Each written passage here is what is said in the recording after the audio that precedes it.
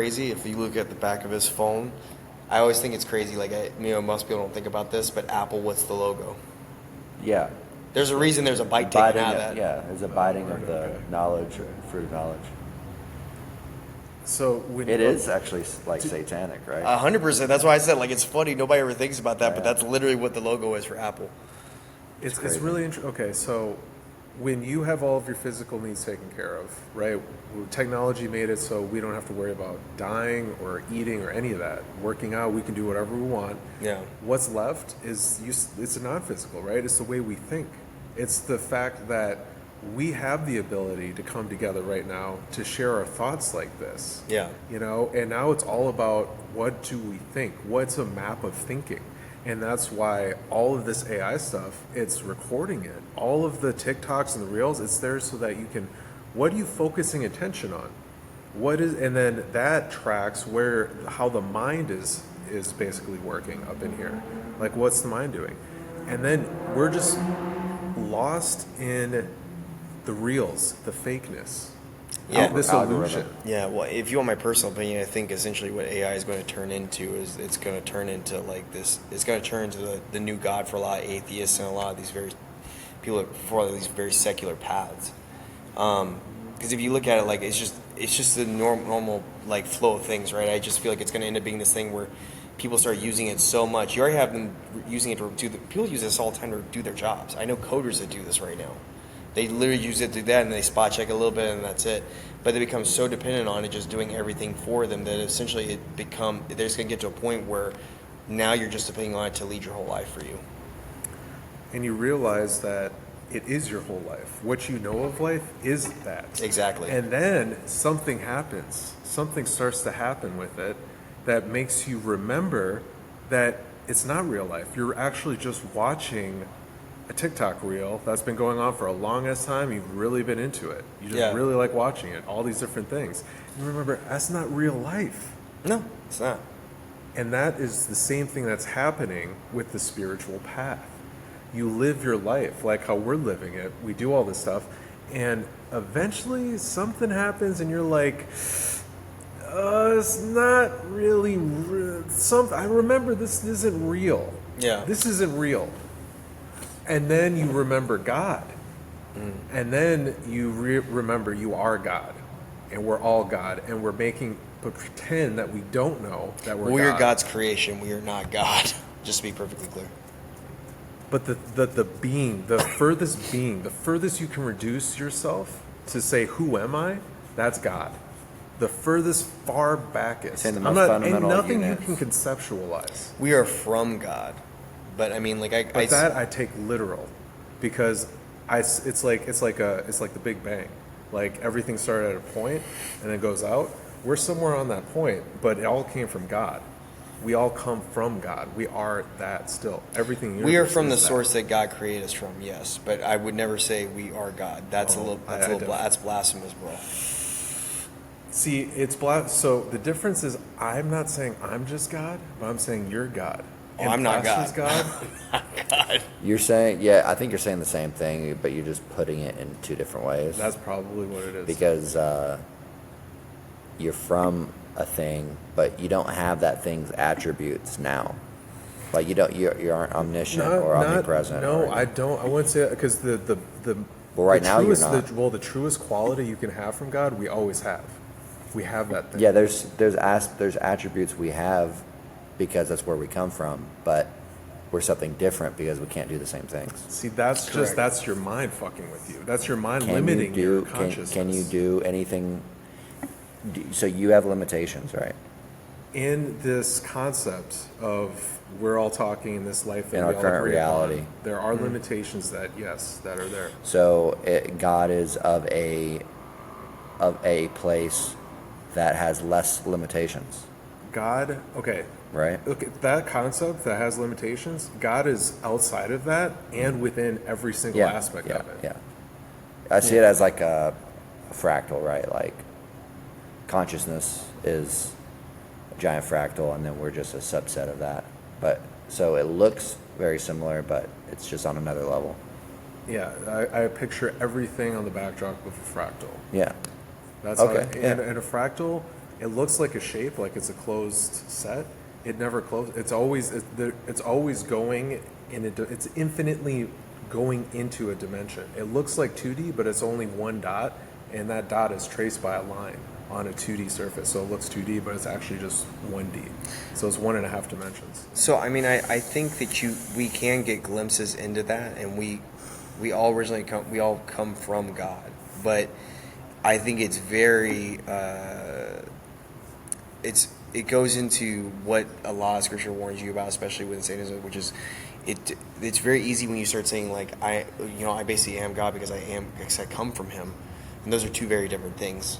Because it's just when you say like I am God, it becomes this form of self-worship, which is actually directly what Satanism teaches you. No. See, okay, the definition of the self there is where we're getting messed up. Okay, so let's define terms. I think that's better. So the self, there's two selves, how I see it. The first self is this lower self that you can call the ego, and that is Tony.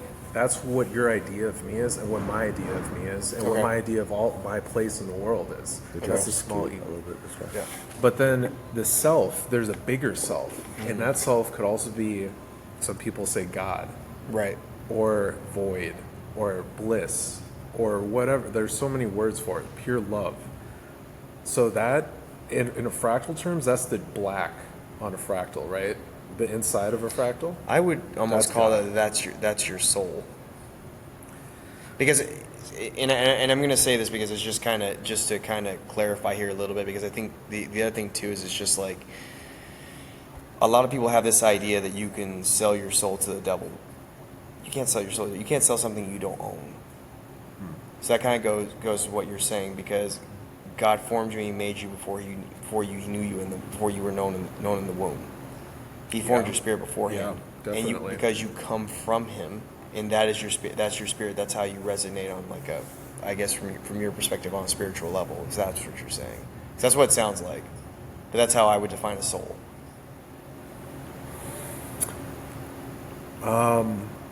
I think, okay, so you have God, and then you have that small, we have this, what's going on, like that. Correct. And then we have all these layers in between. In those layers is consciousness, and within consciousness are souls for me. But you have God, like consciousness, where souls are, and then you have like this other base thing that, We're at right now. yeah, that I don't really know what the word for that is, honestly. That's what's some weird thing. So consciousness, that's the apple. Okay, so it's like there's an apple, and then there's us, consciousness, and which is a whole bunch of souls too, and then there's God. And from consciousness, we can look at God, and we can actually be with God. And we can do that while the concept of living is going on, where we're conceiving. Yeah, Right? I think it's all one consciousness that's just split up into a bunch of things, and so that greater reality is God. That greater, Well, yeah, because we do come from God, and that's I. So I but see, we have I a see your- partitioned hard drive. Like we only have a certain access here. Not saying you can't be granted access, but I think you're in a 3D world, in a mental space, in a consciousness space. Yeah. Yeah, see, to me, it's all one. We're just looking at two different aspects of God. Like, that is one aspect where you have stuff going on, and then there's another aspect that's the opposite of all that, which is the absence of it all, the beingness of it, And it's just two sides of the same coin. Yeah. God is that too. And consciousness, He threw consciousness into this. Yeah, thing. no, 100%. And it's just, right now, the more we learn about things, too, it's also to keep in mind, too, that a lot of it, there's a lot of deceit that happens along with that same thing, too, man, when we look at a lot of this stuff, just like where we started off. I mean, it's just like, I'm obviously not an atheist. I mean, I can understand where they come from, but it's kind of strange to me, and I kind of like to hear your takes on it, just like, it just kind of seems strange to me that like I'll catch flack for believing in a creator that created all this stuff that functions perfectly well, Yeah. right? Everything just functions within such a harmonious thing. It's like the most perfect machine ever, It's crazy. right? That self-sustains itself and acts on this cycle. And like you couldn't design that right offhand. I mean that's just like, It would but take- it's amazing that there's a being out there, our Father, that like created us in that, right? But then here's the thing, though. If you ask an atheist, what do they say? Oh, we just came from the Big Bang Theory. So you're telling me that rather than having an omnipotent being, believe that it's too much to believe in an omnipotent being that through his infinite wisdom created us, loves us, and gave us the gift, all the gifts that we have on here on earth, and the gift of being able, blessed to be able to live here and be with each other, right? And to love each other. Yeah. That you just think that just out of nowhere something happened out of nothing when you guys, your biggest thing you say is that there's always an equal but opposite reaction to cause everything. Okay, so what's your explanation? Like, why did it all start? Like, why did he create? Like, what was that moment? Well, I'll be honest with you. I mean, like, that's something like that's on God to know. That's not on me. You know what I mean? There's nothing about that in the Bible. No, I mean, it just mainly just started off when he created the world, essentially. You know, the creation story. Sorry. Yeah, like what's up? Why? In the philosophy that I'm speaking in, it's a bunch of it's a giant experiment. Yeah. So the idea is that this is a place, a reality frame that has an experiment running, and the core of the experiment is to find out whether the good rats win or the bad rats. That's it. I mean, there's no. It's not about happiness. It's not about love. It's not about. Yeah. It's not about anything. It's just okay. You can degrade the quality of your being, Yeah. or you can elevate the quality of your being. And it just so happens that one is in a path of fear and one is in a path of love. Yeah. Like once you see that love is the most efficient way to be, then the person who's starting the experiment that's hitting go is saying, okay, who's going to win, the good rats, the bad rats? So I think we're in a spiritual war, essentially. You know, you're always in a spiritual war, 100%. Just from that. Just from what I said. Like, I might be in another life, in another place. We might not have to or get to be here, because we'll be in another place, another experiment, or another layer of the experiment. You might not be the rat. You might end up being the technician. So, but the understanding of that good or bad and being able to discern that is eating the apple, though, right? The moment you just make any discernment in the system, that you recognize that there's dual, that there's You just don't have to be different there. things. You don't have to make anything else. All you have to do is have a relationship with God. Yeah. You don't have to do anything. You can just live in nature, and then as long as you have that relationship that you're working on, that's always bettering your being. That's all that really matters. All the other stuff is essentially a distraction made by Satan to control your will. Yeah. Isn't the turning on that machine, that experiment, that's eating the apple, right? They're not human. They have a different story that they abide by, but it's a story that But that's why I believe. isn't God still Adam and Eve? Like he still gets down. He is Adam and Eve too, right? You're talking about reincarnation, or the three spirits I'm just talking in about one like being? in your thing though. Okay, you have like an outside force that pushes the button and does an experiment, but he's watching the experiment run, right? And that's the same with God. Like he's watching at what Adam and Eve are doing. And so these people in the game, the fact that they're playing this game, that's the apple, right? They eat the apple. You have to eat the apple in order to play the game. It already happened. I Yeah, guess. exactly. And that's why we were staying with original sin. All these stories already happened, Yeah. I guess, right? So and they're eternal stories.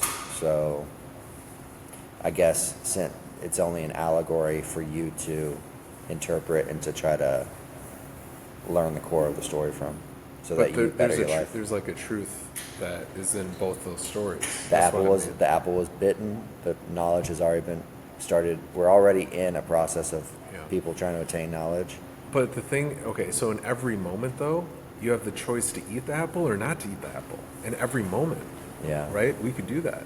Well, yeah, I mean, to sin is from my perspective as a Catholic, that is the quintessential thing, right? Every day we have choices whether or not you sin or not. And it's just like what you were saying, like you can either be a good, you can either be a good guy or you can be a bad guy.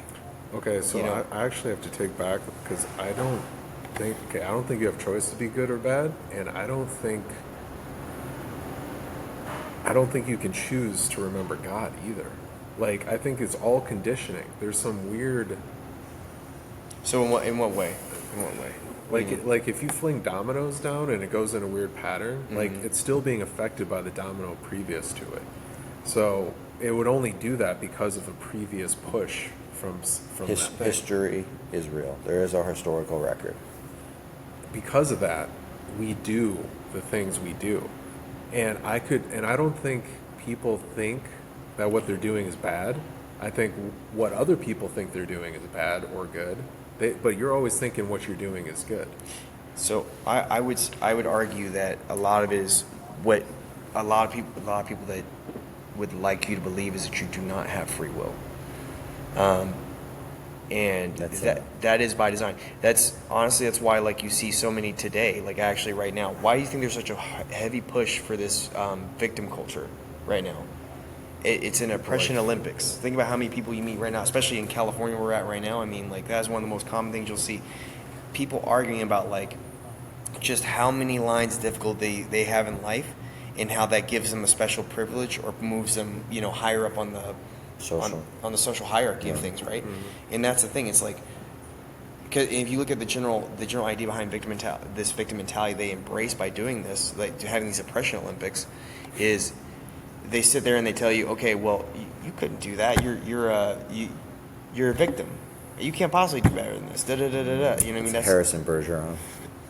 what is that? I'm too dumb. What's his name? Harrison Bergeron is written by Kurt Vonnegut, and it's a short story where everyone is made equal. So if you're very smart, you're going to get zapped every time you have a thought. Right. If you're very strong, you're going to be weighed down by chains, etc. If you're very beautiful, they're gonna like mess up your face to be. Like, Yeah, it's like George Orwell too. 1984 was that's like another good one. Yeah. Yeah. Yeah. Yeah, essentially It's like power. It's control and power, and you're saying, oh well, I'm using my control and power so everyone's equal and no one has too much power. But really, it's the guy that does that is what has all the power. But it's all just to make you feel like, well, no matter what you do, I don't really have a choice. You always have a choice. I mean, that's from my perspective. I would just argue that in my worldview, it's just that the idea that you don't have choice that's the devil's deceit to try to teach you that. Because when you don't feel like you have a choice, you don't feel like what you do matters, and everything we do on earth matters. So I think, okay, this is another thing where we're just getting, it's the verbiage. The verbiage it's just the verbiage. Okay, so dude, here's the thing, is there's like multiple layers, right? One layer is things matter so much. Like what we do matters. What we choose to do is like difference between right and wrong and going to heaven and hell. That's reality. Some people who like to use that excuse that the devil tricks and says you don't have free will, some of those people say, no, it doesn't matter. It doesn't matter because of whatever story that I want to say, that it doesn't matter what choice I make, Yeah. And that fucks with reality. It fucks with everyone social getting on the same page as you, because if you're not going to believe the most basic thing, which is actions matter and there's the results, Right. and that matters. If you're not going to agree to that, then like how can we agree on anything that we ever talk about or I could relate to you? Like you are literally, you never who I would think I would understand. Like I could never be sure who you are if you don't agree that Yeah. actions matter. So you're not living in this reality with me. You're not a human at that Well, point. and that's what I'm saying. I mean, like that's the biggest thing, right? Is that we start adopting these very negative traits. That's the tendency, right? I'm not saying everybody. There's always, of course, exceptions to the rule, but I'm not talking about the exception. I'm talking about the rule. In general, when you take that out of the equation, people devolve. But I'm going to say this, though, that there is a truth to that, right? But it's all in the verbiage. It's Yeah. all in how you say it. And if you're saying it to fuck with the real stuff, the right and wrong stuff, that reality, Yeah. you're just doing it, then you're an asshole. But there is, if you could get beyond that, Yeah. and if you can just be like, okay, actually, objectively, like if we could think of how God would look at it, if there is what's happening right now, and then there's everything that didn't happen, non-existence. Right. God also knows all the non-existence, right? God is basically looking at everything objectively. How objective would God look at this situation? Where he's not casting any judgment. It's this idea. And God's just looking, oh, that's an idea. That's a judgment. That's an idea. That's a concept. These are what people agree on. I would say that all those things essentially do come from God. Our inspirations, those are things that we're gifted with, right? And I guess maybe that goes back to your previous point. You were saying about we all come from God. A lot of these things all come from God. These are all aspects of God that we witness here while we're here on earth, and the miracles that is life that we are here. Yeah. And it's just I get really hung up on this idea of like when people say that, though, because it's just that's when I see it's when the apathy sets in. The other thing that sets in, because what I'm saying is like the next tendency that happens when you feel like, well, whatever happens doesn't matter, is what's the next tendency? The next tendency then becomes, well, I need to just take care of myself. Okay, but then I totally agree with you. The trick, though, is if you can be on both levels at the same time. If you can respect choices matter, like fully, truly, and then also truly abide in that absence of judgment, complete just acceptance and surrender. You abide in both of these equally and even at the same time.